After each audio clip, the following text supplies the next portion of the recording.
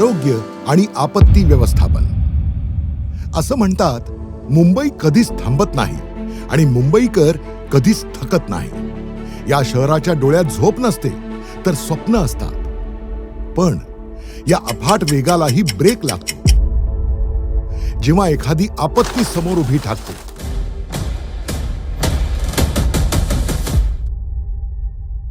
संकट कोणतंही असू शकतं. महापूर, आग, भूकंप किंवा घरातल्या कोणाचं अचानक उद्भवलेलं गंभीर आजारपण.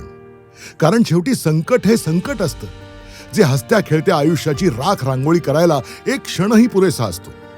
म्हणूनच शहराचं मोठेपण हे फक्त गगनचुंबी इमारतींमध्ये नसतं, तर संकटाच्या काळात ते शहरातल्या सामान्य माणसाच्या पाठीशी किती खंबीरपणे उभं राहतं यात असतं. शहराची हीच दुखरी नस महायुती सरकारनं अचूक ओळखली आणि केवळ मलमपट्टी न करता ती कायमस्वरूपी बरी करण्याचा ध्यास घेतला. याच जाणीवेतून आणि एकनाथ शिंदे यांच्या प्रयत्नातून मुंबईत आरोग्याची एक नवी संकल्पना आकाराला आली.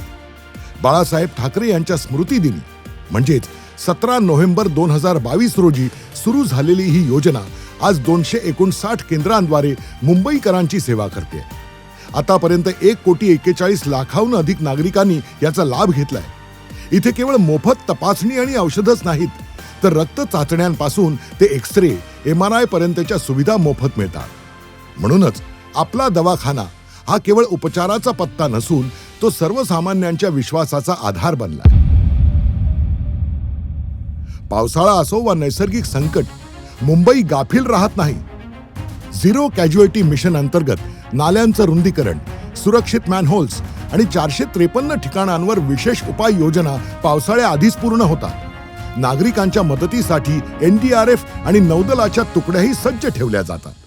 संकट येण्याआधीच तयारी हे मुंबईच्या आपत्ती व्यवस्थापनाचं मुख्य सूत्र आहे. कारण इथे प्रत्येक श्वासाची किंमत आहे.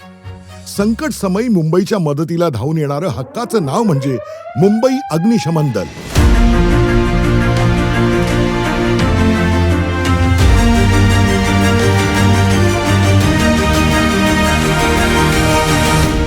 एक एप्रिल 1887 पासून मुंबईच्या सुरक्षेचा कणा असलेलं हे दल आज 35 मुख्य आणि 19 लघु केंद्रांच्या माध्यमातून अहोरात्र कार्यरत आहे. 296 वाहनांचा ताफा आणि प्रशिक्षित जवान इतर सर्व यंत्रणांशी समन्वय साधत एकच ध्येय पूर्ण करतात: जीव वाचवणं. मुंबई झोपलेली असतानाही तिची सुरक्षा करण्यासाठी हे हात नेहमीच सज्ज असतात. या सर्व यंत्रणेकडे पाहिल्यास हे स्पष्ट होतं की मुंबई ही केवळ गती असलेली नगरी नसून तिला एक संवेदनशील चेहराही आहे. आरोग्य सेवा, मान्सून पूर्व तयारी आणि आपत्ती व्यवस्थापन या सर्व आघाड्यांवर मुंबई नेहमीच तत्पर असते. इथे विकासाची व्याख्या केवळ पायाभूत सुविधांपुरती मर्यादित नसून ती मानवी सुरक्षेभोवती गुंफलेली आहे. हे व्यवस्थापन केवळ सांख्यिकीय माहितीत म्हणजेच आकड्यात दिसत नाही, तर ते प्रत्यक्ष परिणामातून सिद्ध होतं. कारण अखेरीस महानगराची खरी ओळख ही त्याच्या आकारानं ठरत नाही, ती ठरते ते शहर माणसासाठी किती सुरक्षित आहे आणि संकटाच्या क्षणी किती खंबीरपणे त्याच्या पाठीशी उभं राहतं यावर. आणि हा बदल शक्य झालाय महायुती सरकारमुळे. जगणं झालंय छान, कारण धनुष्यबाण